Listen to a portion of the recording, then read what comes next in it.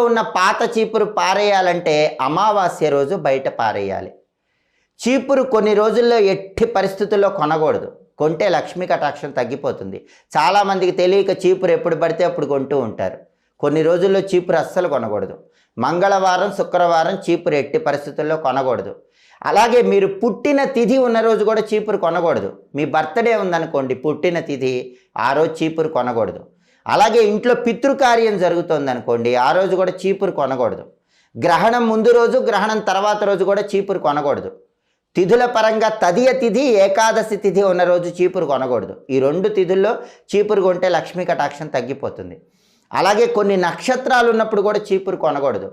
రోహిణీ నక్షత్రం, హస్తా నక్షత్రం, శ్రవణ నక్షత్రం, పుష్యమి నక్షత్రం, అనురాధ నక్షత్రం, ఉత్తరాభాద్ర నక్షత్రం, ఈ నక్షత్రాలు ఉన్న రోజు కూడా చీపురు కొనకూడదు.